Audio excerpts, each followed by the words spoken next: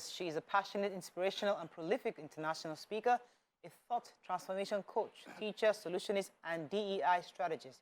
She's also intense about helping people renew their minds so that they can transform their lives. Welcome with us, Kemi Oyesola, a.k.a. Coach Kemi. Welcome to the show. Welcome, Coach. Yeah, mother, grandmother, mother-in-law, the whole works. Good to have you on the show. Thank you. Good to be here. So before you came on, we're discussing something I would like you to just hear your thoughts on it. A young lady that said that she was living a 9-month-old marriage because she felt that her husband deceived her. He didn't tell her about that he was divorced in the past and had 3 children. She did acknowledge that he is a good man. I mean, she was the best 9 months of her entire life, that he loved her, but she cannot build something on deceit. And one of the conversations we're having is that how thought process have changed in this new age. The way young people are thinking this way is different, because 20 years, 25 years behind, if this happens, she's divorced. What's the issue? Take the children and stay in your home. But how has it transformed? Or do you think this is the right thinking, or do you think we can begin to, how do we understand this new way of thinking for women especially? Every single person, we cannot think beyond what we know. So what we know is the same as information. So the information you have will determine what you think on. You can't think on nothing. You've got to have something to think on. So obviously, this woman,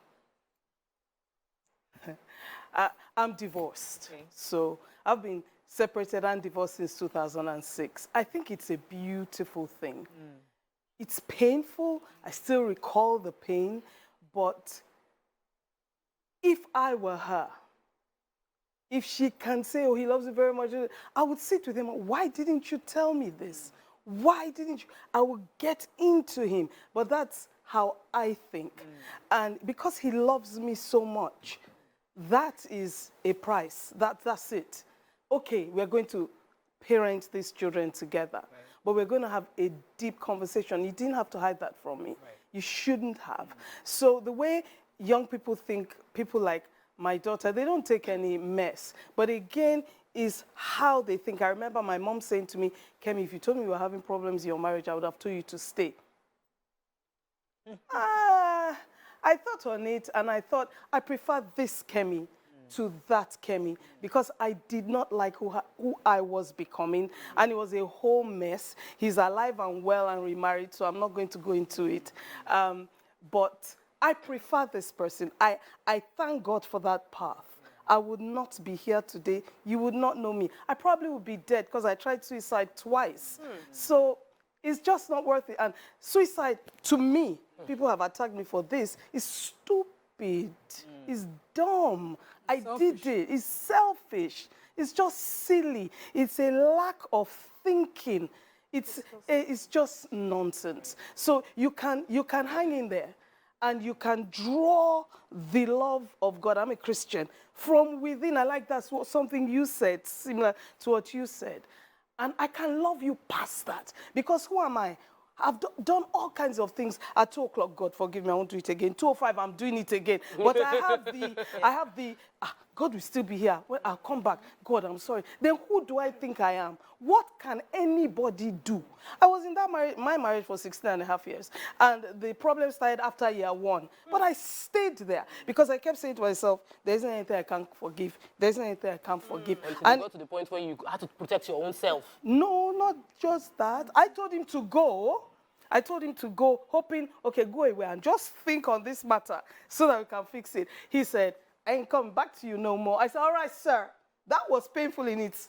But I'm grateful because my path is already marked. I may not get it, but it's okay. I like the fact that you started with people will not do beyond what they know, yes, what they think. Yes. My pain is, you know, we all have our different lenses and we see life from different perspectives, where we now begin to judge a particular action because of where we stand is where I have a problem with most of us. So we have seen this situation, and we should be asking questions. Like you said, she should ask her husband questions. Why did you do this? Why did you hide this? Why? We also should be asking questions. Why, at what point did you notice this? How did you notice? Did he confess, or it was a slip? What led to this?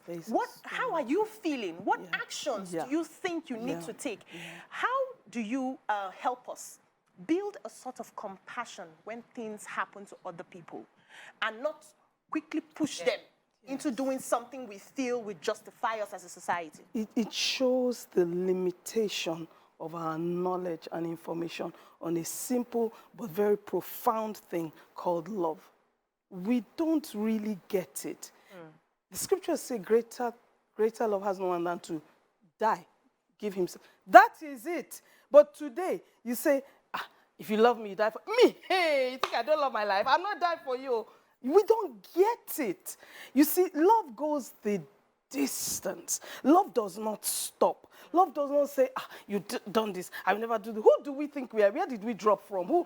You haven't done something? Even to our kids, we do stuff. Exactly. And they will carry it and they won't say anything. Then when they are 21, Mom, you know, you did this to me one day when I da-da-da-da-da. And that child stayed there.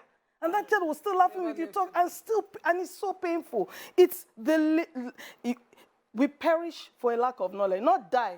Not die, that's a different. We are totally messed up for a lack of knowledge. So we should take time to go and study, literally study this love thing. What does it really mean? In my marriage, I thought it was all emotion. I was led by emotion. You didn't do this for me. It was all emotion. I was giving birth to our second child. I hate you. All emotion. Emotion has its place, but you can't live by it. Neither can you be led by it. You gather yourself. The most attractive human being is the person that can be hurt and still stay in the face of it and say, I love you anyway. Are we not all those humans? Okay, no. Are we not more Please. Don't you go through pain to birth children and we still love them? Yes. Is that not what a mother is Yes. supposed to Yes. Because I want to... So I hear you, and, you know, I'm trying to balance how I am so courageous because I will sit in that pain, you know, and it's courageous for me to face that pain and live with the pain, but it's not courage for me to walk away from the pain. It's courage for you to do whatever you want to do. So, because when we were analyzing the situation of this woman, I celebrated her courage for being bold enough to walk out of a marriage that everybody would say you had a fairy tale. She came out on social media to say fairy tale girl who's getting married, and she was bold enough to still say that I discovered this lie, I can't live with it. And we've seen many women stay in pain and die in pain because they did not have the courage to move.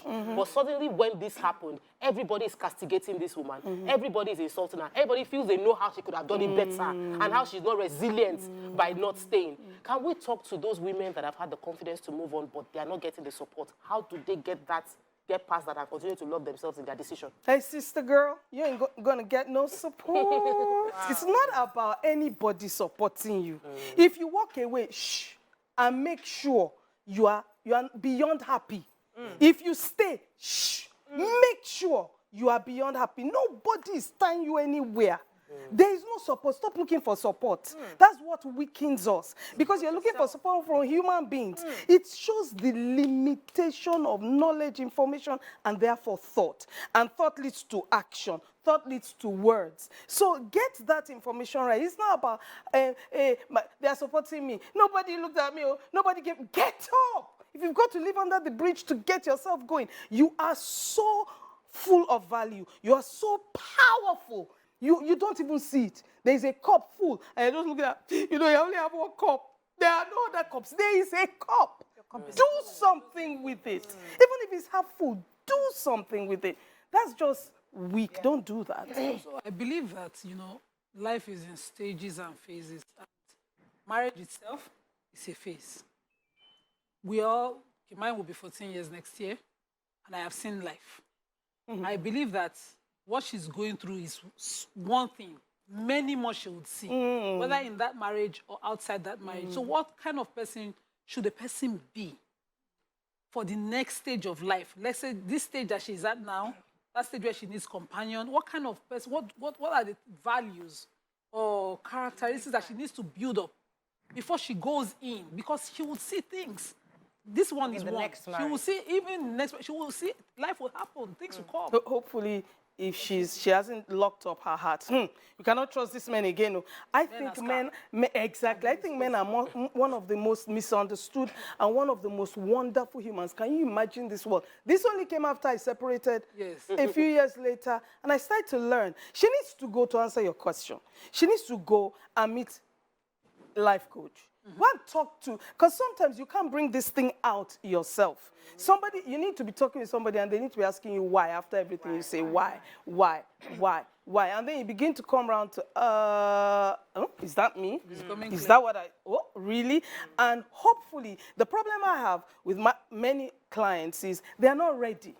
They want to come to you for help, but they're not ready to pay the price for transformation. It's a price, it's hard work. Let me come to this angle, because there are lots of women that I've seen that they stay in marriage because the children, they stay and people tell them that, listen, yes, things are difficult, but find a way to manage because your mother made it work.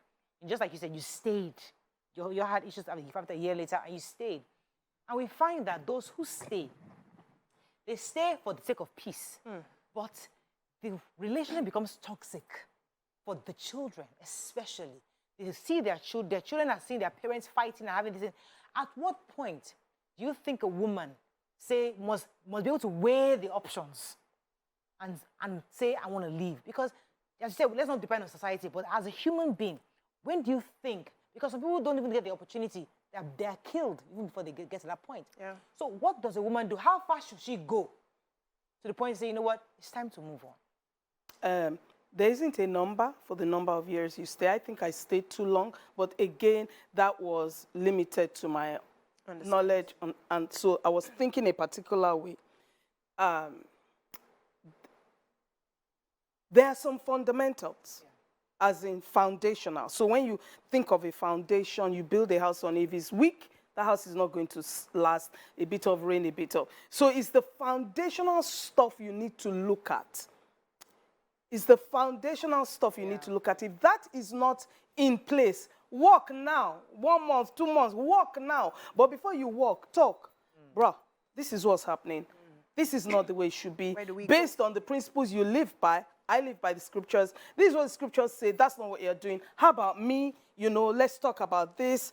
Then so you feel like there should be like what they call when companies values. When companies are going to lay off now, they sort of have like an exit interview. Yes. So you're thinking even in marriage there should be like an exit interview where you really get a true picture of what went wrong.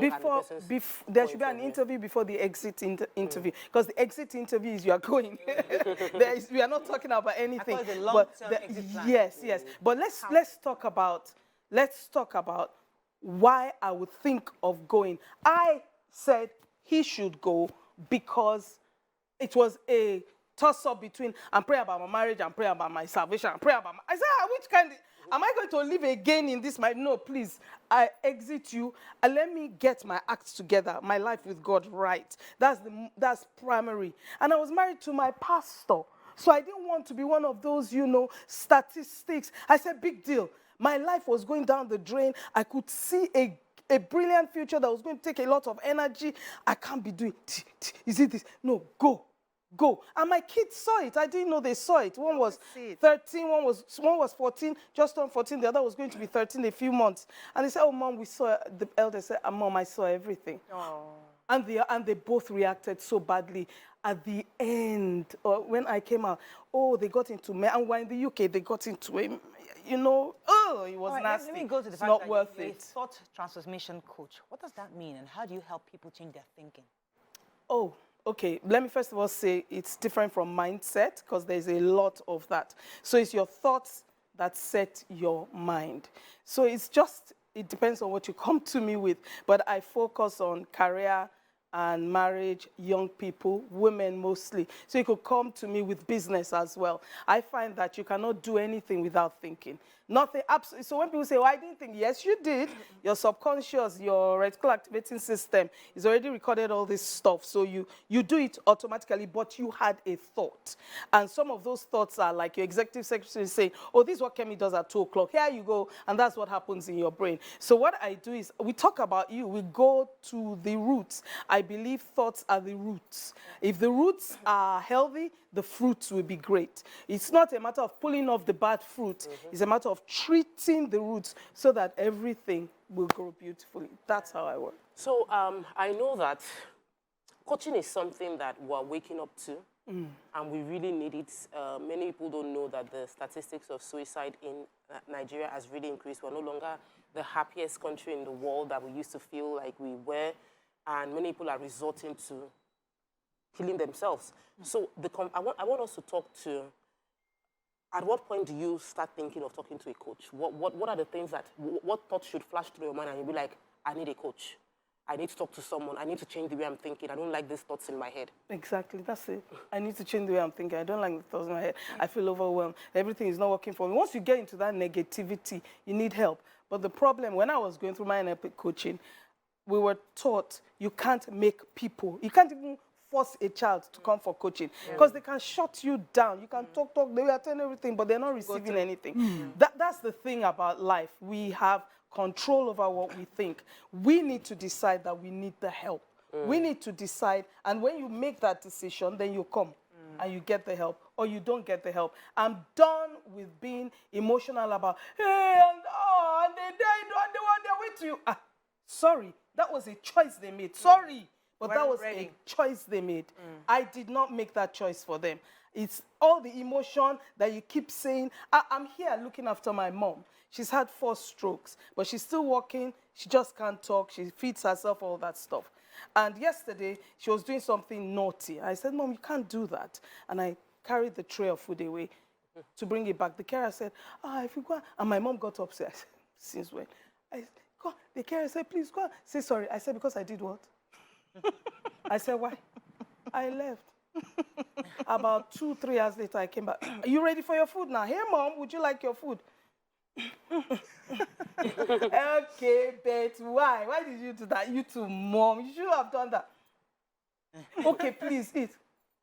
And then the carer said, you will not be happy if she does not. I said, you'll be shocked. I'll put on music and dance. She's eating, so you'll be happy. I said, nobody has control to decide whether I am happy or not. If she doesn't eat, it's into her body. It's not into mine. And it's out of her body. It's not into mine. So she has to make a choice.